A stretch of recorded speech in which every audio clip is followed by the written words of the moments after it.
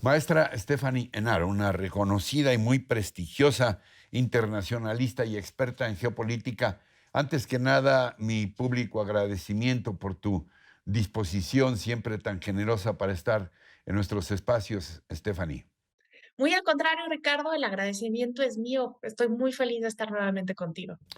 Maestra, es lo que acabamos de testimoniar, la crónica de una elección anunciada en los Estados Unidos, o hay algunas sorpresas en esta llamada intermedia. Yo te diría, Ricardo, que depende el cristal como se mire, porque si lo vemos desde la óptica de que en la boleta para los electores estaban Donald Trump y Joe Biden, sí era ya crónica de una elección anunciada, pero la sorpresa puede verse en que hasta el momento la victoria de los republicanos no ha sido tan apabullante como se esperaba. Esa famosa marea roja de que se hablaba, Así es. Fíjate, el o Senado la ola todavía roja más bien, sí, bueno. está muy parejo el Senado y en la Cámara de Representantes sí tienen ventaja, pero no tanta. Además de que faltan estados clave como Georgia, como Arizona, como Nevada, que pueden determinar el curso de esta elección. Ahora dime, ¿cuáles dirías que son los elementos fundamentales eh, sobre los cuales se tenía que pronunciar el electorado? ¿Biden y Trump como antagonistas fundamentales o algunos otros temas como el aborto, qué sé yo, algunos otros que hayan podido incidir en la toma de decisiones?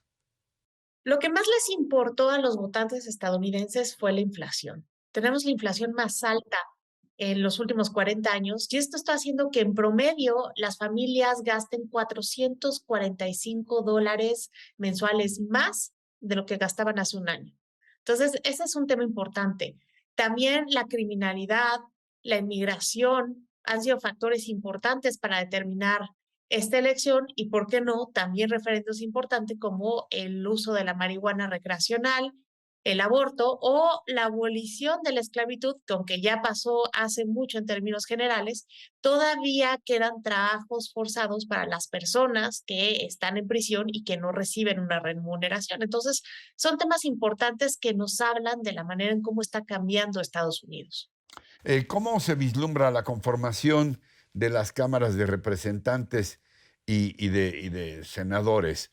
¿Y qué importancia tienen para lo que llamaríamos la gobernanza de un país? Estamos hablando del país todavía más poderoso de la Tierra. Mira, aunque Joe Biden pierda una cámara, esto le va a costar muchísimo porque de alguna manera es atarlo de pies y de manos. Todavía tiene muchas promesas de campaña por cumplir que va a ser muy difícil que lo logre porque ya no va a tener el control de ambas cámaras. Ahora, además de lo que esto puede implicar en materia de gobernanza, Ricardo, creo que tenemos que fijarnos en lo que significa en materia geopolítica. Los Sí. republicanos recuperan territorio y es de este territorio del que se va a partir para la guerra electoral en el 2024, por así decirlo. Entonces, este es el primer diagnóstico que tenemos Sí. ya rumbo a esa fecha, que por cierto ya Donald Trump dice que va a anunciar su candidatura la próxima semana. ¿Qué posibilidades tiene Biden de reafirmarse en la presidencia? ¿Y qué posibilidades tiene Donald Trump, en tu opinión, de regresar a la presidencia de los Estados Unidos? Bueno, yo creo que hay que aclarar que Donald Trump nunca se fue. Pudo haber perdido las elecciones, pero el trumpismo siguió, lo vimos, por ejemplo, en la Suprema Corte de Justicia, ¿no? Cómo seguían actuando los jueces que él ayudó a que llegaran a esa posición. También tenemos que, pues, siempre hay gente que se quedó con la duda de si perdió o no perdió la elección, siempre se mantuvo vigente y creo que este no es el mismo caso de Joe Biden. Joe Biden está muy desgastado por el desempeño económico del país. Además de que la mayoría de los demócratas no lo quiere ver como candidato y según una encuesta de CNN, tampoco los republicanos les gustaría que Joe Biden fuera el candidato de los demócratas. Ahora, dime, eh, esta confrontación Biden-Trump, ¿qué efectos tiene para México? Porque se ha dicho, y no es algo tan novedoso, tampoco que el gobierno de México del presidente López Obrador tenía una mejor relación con Donald Trump que como la tiene ahora con Joe Biden. Por lo pronto da esa impresión de una mayor distancia, una menor empatía con Biden con la que había con Donald Trump. ¿En qué medida nos afectan los resultados de esta elección a los mexicanos? Mira, creo que la relación bilateral con la administración Biden empezó de manera complicada. Fue una relación que empezó en pandemia, con fronteras cerradas. El presidente tarda en felicitarlo, en la mañanera algunas veces se ha equivocado y le ha dicho Donald Trump. Creo que definitivamente Sí. sí había tal vez una mayor simpatía ideológica con la administración de Trump porque ambos se consideran a sí mismos como outsiders de la política.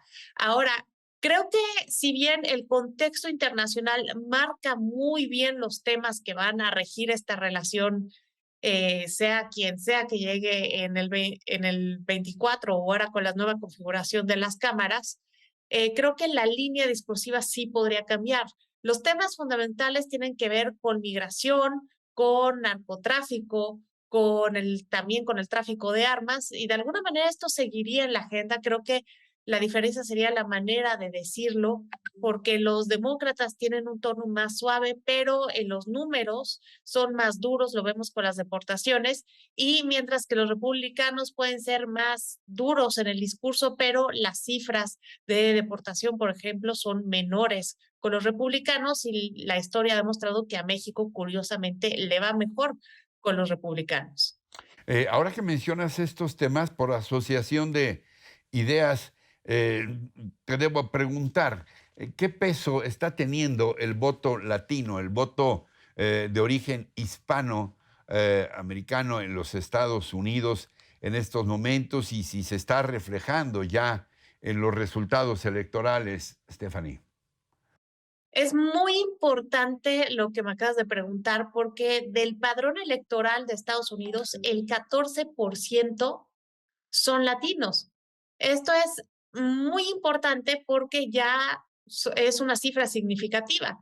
Ahora, también yo creo que hay que notar, Ricardo, que los latinos generalmente estaban con los demócratas y en estados, por ejemplo, como Florida, han apoyado últimamente más a los republicanos. Entonces, también la naturaleza de este voto ha cambiado.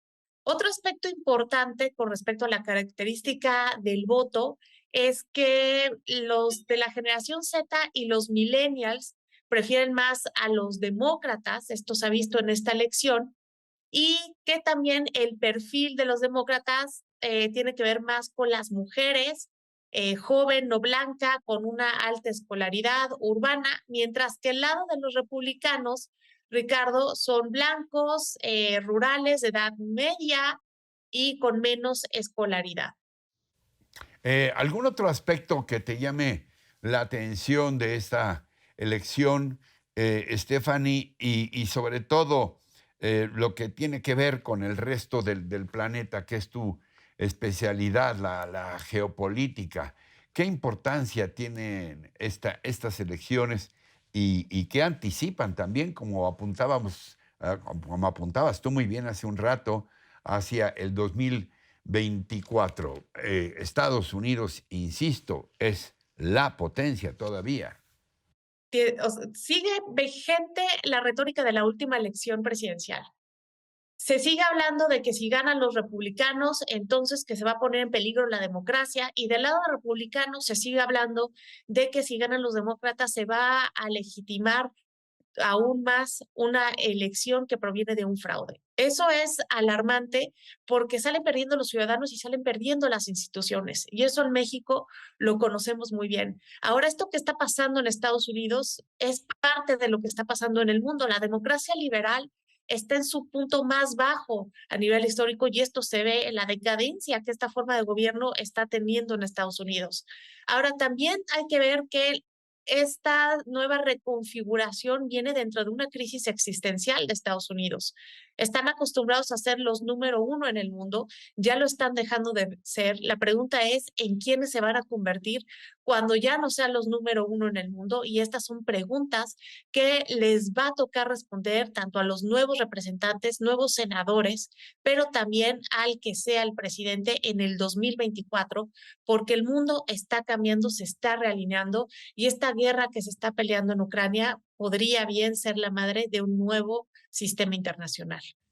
La irrupción de potencias como China, como Rusia, que bueno, no es que sea nuevo su poderío, pero se están mostrando cada vez más abiertamente en el panorama internacional.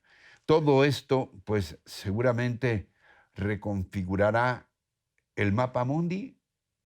Definitivamente, y hay que tomar en cuenta el factor de la tecnología. Ricardo, en este momento China lleva el Sí. liderazgo con el 5G, pero también hay otros países que van a emerger por esta tecnología, como Polonia o como Japón. Entonces, estamos hablando de un mundo que está cambiando y estamos entrando a un nuevo capítulo de la Sí. historia en donde la integridad territorial tal vez ya no esté garantizada. Stephanie Enaro, siempre aprendemos gratísimamente contigo. De verdad es un placer escucharte y gracias por todas las luces que nos das en este panorama que a veces tiene un tanto de sombras o de incertidumbres para nosotros. Gracias, Stephanie Enaro.